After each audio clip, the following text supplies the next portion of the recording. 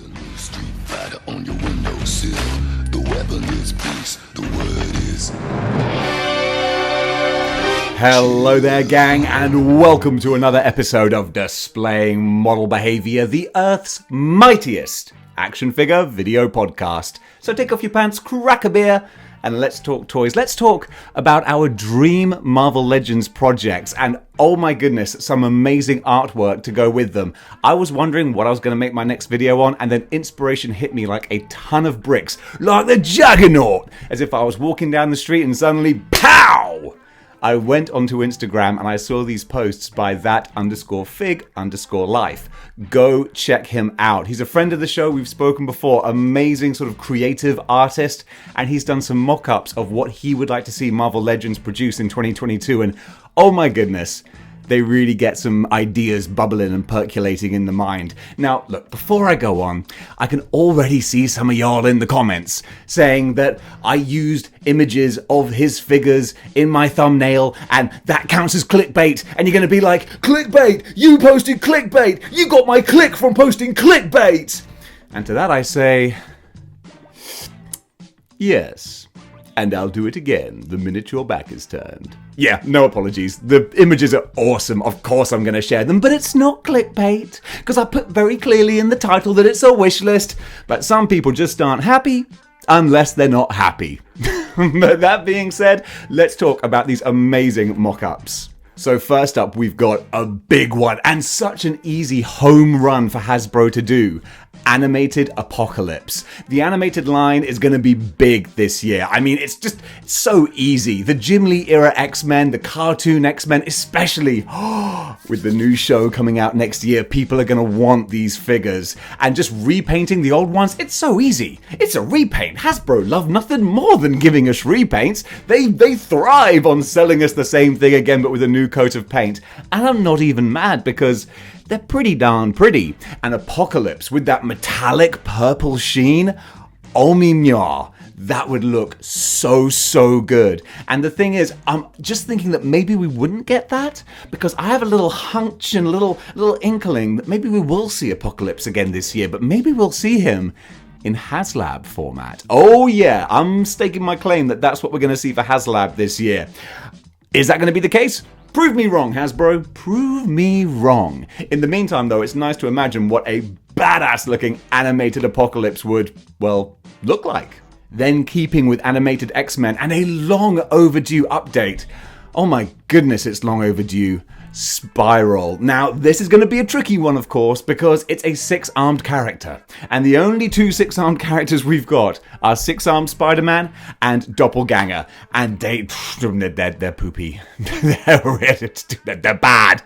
They're bad figures. Because unfortunately, to do the complex mechanics of a six-armed character, it would take a lot of intense tooling and resculpting, unless you just lost all torso articulation and jammed them in the side. Which is what we originally got, but I don't think you could do that with Spiral. Being the smaller female body, it would take a lot of work. But it's not impossible, because they did it before. And that old Spiral figure, that goes for quite a few shekels these days. So they could go... I just stumbled over my words there. So if they could do a new one, maybe with a new mojo as well... Oh my goodness, that would be great, because Spiral is such a cool, awesome character with just the weird, she's got a kind of a sort of Edo period samurai kind of look, but with an insane, sexy, six-armed alien woman kind of vibe to it. Yeah, what's not to like? You know a character who was a big disappointment from last year and who deserves a do-over? Domino, or Copycat, whichever one it is. Didn't read my early 90s X-Force, but I knew enough to know that the Domino we got in the 3-pack, yeah, she wasn't great. She really wasn't great with that mouth-breathing, what's going on look on her Chevy Chase. It was very disappointing. So to give us a new Domino, that would be so pretty. And again, with the mock-up we've got here with some big hair and the brighter kind of colors, bit more detail on the costume. And of course, the double-jointed elbows. Thank goodness we've got a nice new female buck. It's crying out for another Domino. Or Copycat. Jeez. Now, this is one that I really want, because I had the previous version, but I want the classic, and that is Typhoid Mary. And that fig life, you doggone nailed the look. It's just absolutely perfect with the big hair and the sweater. I don't know why, but for some reason, like to my mind, like that sweater is just like super iconic. I don't know why it makes him in my headspace like a really iconic sort of design. I think it's because this look was born of the 80s, I think. And that's just pure 80s like gym wear, like let's get physical. Probably because I've been watching Cobra Kai and I'm just on like an 80s kick, but she just looks like the most 80s psychopath in the world. And that's just kind of awesome. So to give us that old retro Daredevil, what was the sort of story of the time? It wasn't Fall from Grace, but either way, the classic Daredevil Kingpin stories of that time with Typhoid Mary, yeah, that figure to represent those issues would be fantastic. You know who the biggest grail was when I properly started collecting Marvel Legends? Rogue. And now I've got 3 of them, so funny how these things can work out. I don't mean 3 Juggernaut rogues, I just mean 3 rogues. And now I got Juggernaut, which was the Grail rogue, then I got Retro rogue, then I got the green costume rogue. So, and then actually I'm looking at my rogue now in my Sentinel display, and she's actually a composite of all 3, with I think the retro body and the green rogue head with the hair tied back. Such a good sort of design for that head. Actually, no, is it just the 2? Yeah, Juggernaut Wave Rogue is gone then. Alright, I got 2 rogues. I must have sold her. Can't remember who to. I'm rambling. Anyway, the new tech that Hasbro seem to be very proud of and enjoy playing about with is the removable arms and jacket thing. And that is brilliant because before, customizers had to like crack the torso and do all sorts of clever things to change and swap jackets. I love the fact that now you can kind of do it on the fly. So a new Rogue, maybe more animated sort of style, because Retro Rogue, she's not really capturing the animated look for me personally. A new version with removable arms, so you can take the jacket off and put it back on, and the sleeves and the sleeveless. Yeah, absolutely, she would look fantastic. Good idea, that Fig Life.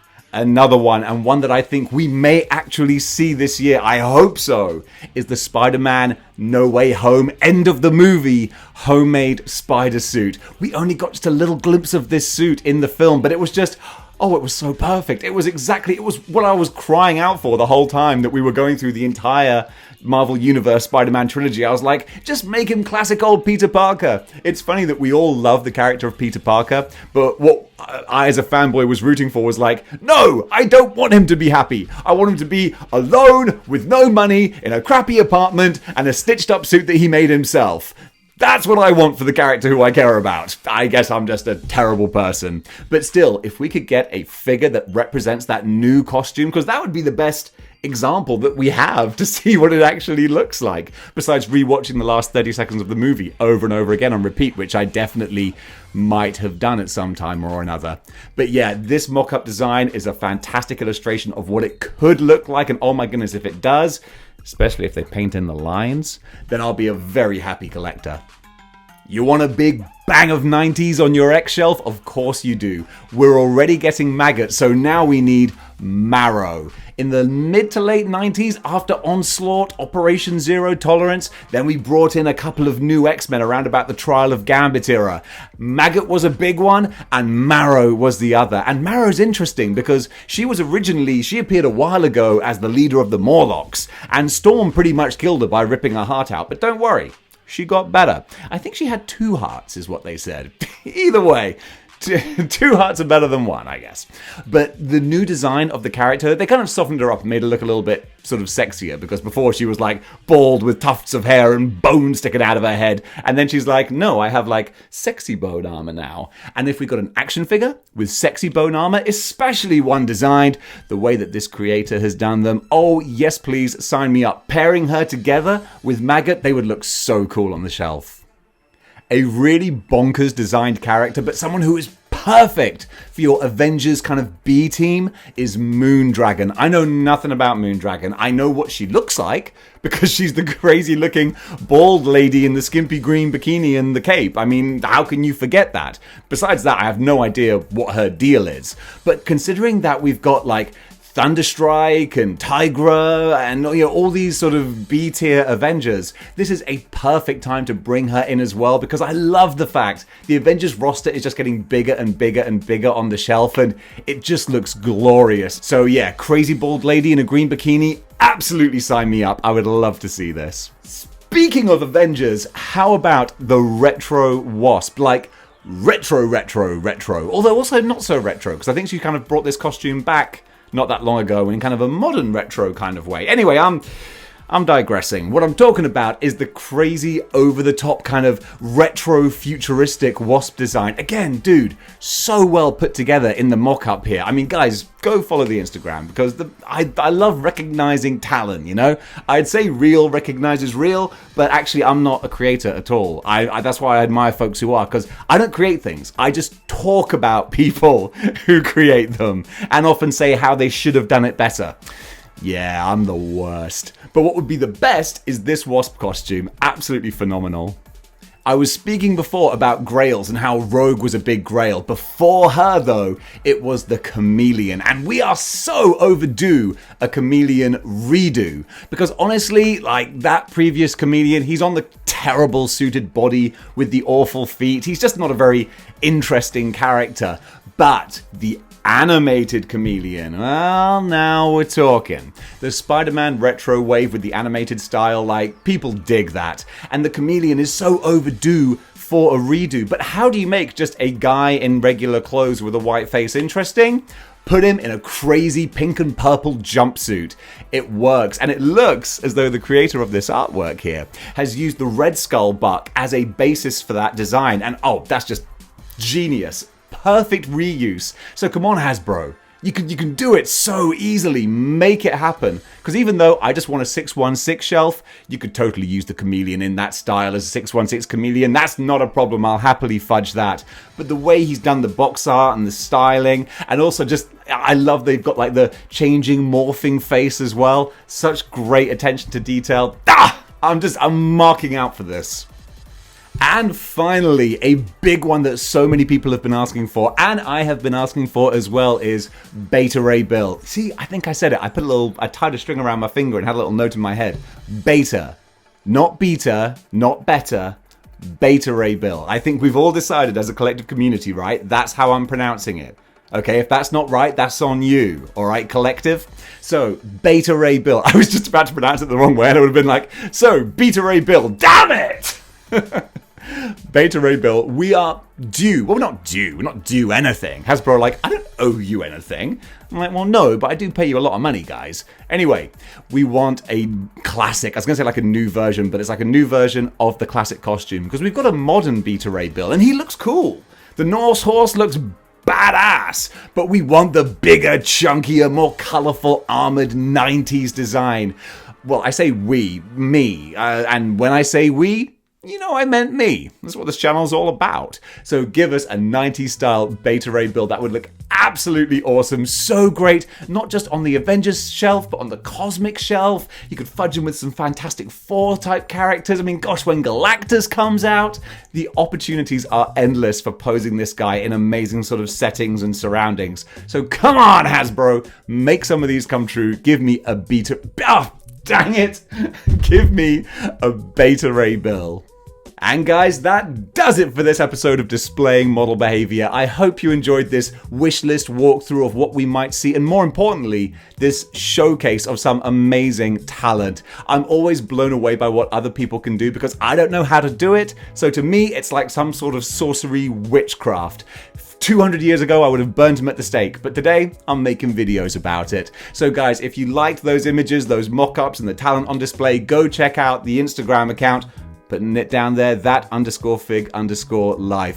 Super awesome dude, friend of the show, Ultra Bra, and amazing Marvel Legends fan. So folks, thanks very much for watching, and until next time, keep displaying model behavior. Chill. Yeah.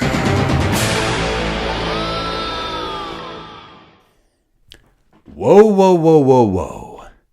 Where do you think you're going? If you're still watching to this point, then I figured I might as well just tell you this now, because I think like most people have probably clicked off by now, but it's only the real ones, the OGs who stick around for like the post-credits type bit, or the mid-credits. This is more of a mid-credits scene. What I'm trying to say is, there's a like YouTube membership type thing. You see, that's why I put this at the end, because I'm just going to fumble and mumble over this. I've got a Patreon for the channel, but there's like YouTube membership, and I think that might be better for what I'm doing. I do so many live streams and stuff. The YouTube memberships, like, it gives you like a little badge, you get special emojis and stuff, and so I've started doing that. And if you're a Patreon supporter, then like if you want to stay on Patreon, you'll still get all the videos that I put on there. I'll put those on both. So if you're not a member of anything, if you join the YouTube membership, you can get like the extra videos and stuff. Or if you're a Patreon member and you're like, wait, what the heck? What, am I not going to get these?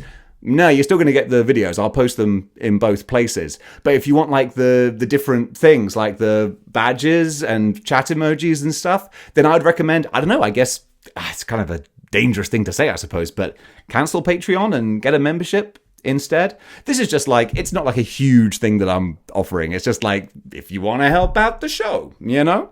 That's why I put this thing at the end, because it's always awkward doing this kind of thing, you know? This ain't slick. In fact, I just got a sponsor for the show, which is awesome, but now I've got to try and do like a sponsored ad, and I spent about 5 hours yesterday trying to record it, and I was like, this feels so fake. This isn't me.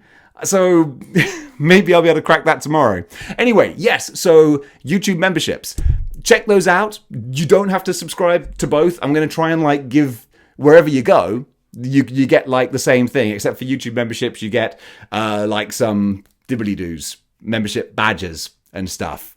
And also if you sign up to like the tippy top tier, I'm actually putting together like a Model Behaviour membership pack with like a Model Behaviour figure and sticker and keyring and certificate of Model Behaviour. It's very, very silly and stupid, but it's just a way of like saying thanks for the support. Anyway, I've rambled on way too long. I think anyone who's watched this much would be like, geez, I don't want any more of this guy. Why the hell would I sign up to this? But if you are interested, then that's what you can do. And if you've got any questions or anything, or if you're a Patreon supporter and you're like, dude, am I missing out on something? Just hit me up on my social media and I'll make sure that everything is squared away. Don't know why I'm doing this. Anyway, guys, thanks very much for watching this. This show is such a shambles. Thanks very much for watching, and until next time, properly this time, keep displaying model behavior.